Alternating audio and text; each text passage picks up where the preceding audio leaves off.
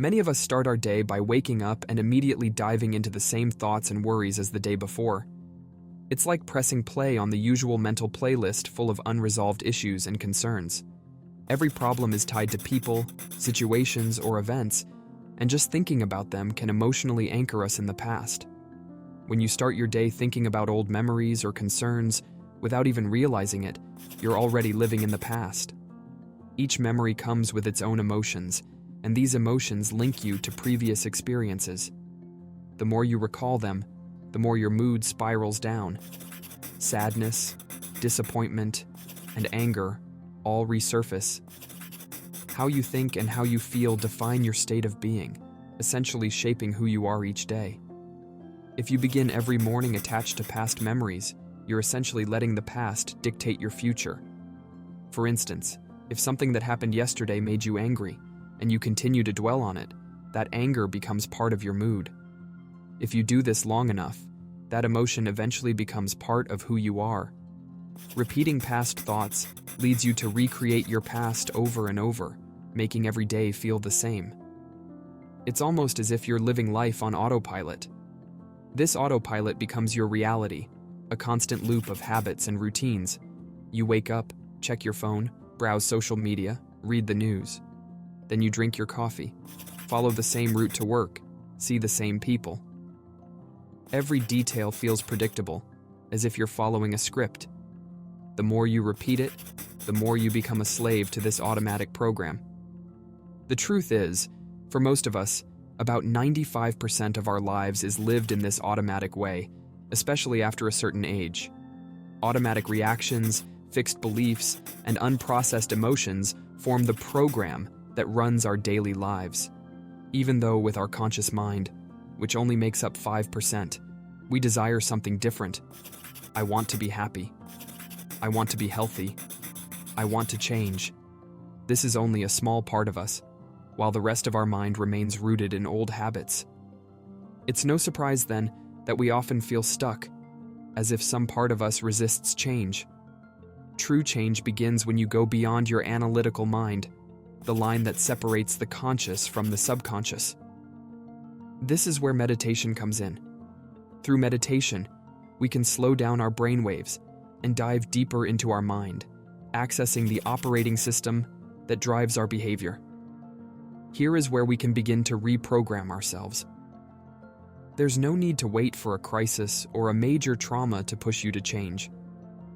Many people wait until things go wrong before taking action, but why not do it from a place of joy and inspiration? Why spend most of your life in survival mode, worrying about the worst, reliving negative experiences? It's like having a menu with endless possibilities and always picking the worst dish.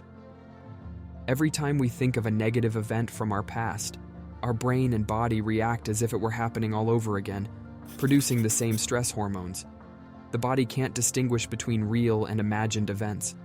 When you continuously think of something bad, your body acts like it's real. This is why change is so difficult. Even when we tell ourselves, I want to change, the body, used to those negative emotions, resists.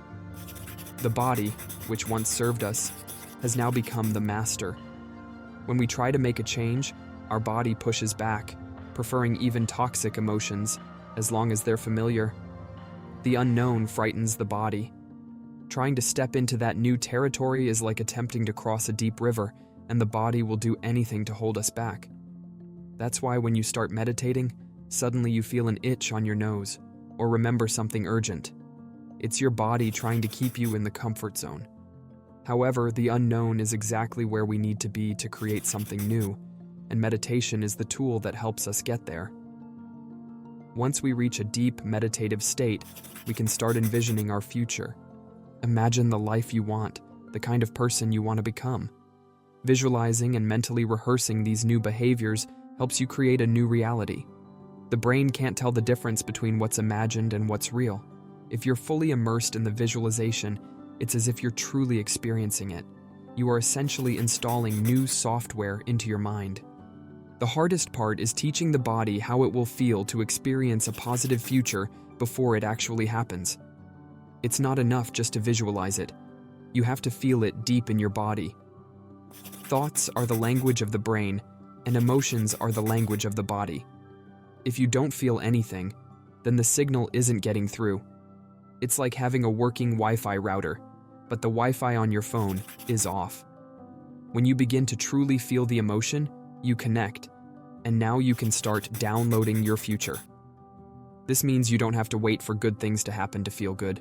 You don't have to wait for wealth to feel abundant or for a new relationship to feel love. According to quantum physics, when you feel abundant, you're already creating abundance. By feeling positive emotions, you're setting the stage for a positive future. You're no longer a victim of circumstances, saying things like, "I'm this way because of that person or situation." Unfortunately, many people today are prisoners of their own thoughts. The truth is that just because you have a thought doesn't mean it's real or that you need to act on it. We think thousands of thoughts each day, and 90% of them are the same as the day before. Without change, the same thoughts lead to the same choices, actions, and ultimately, the same life. Meditation, therefore, is key. It allows us to become aware of how we think, act, and feel. The more aware we become, the less likely we are to let negative thoughts slip by unnoticed. Meditation is like training for the mind. It helps us familiarize ourselves with old patterns so we can replace them with new thoughts and emotions. Creating a new version of yourself is like tending to a garden.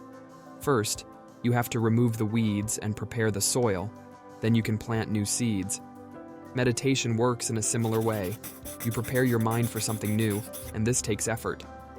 Training your body to sit still is like training a wild animal. You sit, it runs away, and you bring it back. Every time you return to the present, every time you bring the body back into alignment, you reclaim control. If you do this enough, the body will eventually surrender. When the body finally gives in, it's like a release of energy, breaking free of the old emotions that kept you chained to your past. Try this for just 1 week, and you'll start noticing changes in your life. You'll recognize old patterns and avoid falling back into your unhappy self. Repeat it long enough and your future will become your present. I would love to hear what you think in the comments below. Subscribe to the channel and activate the bell so you don't miss any content, and thanks for watching this video.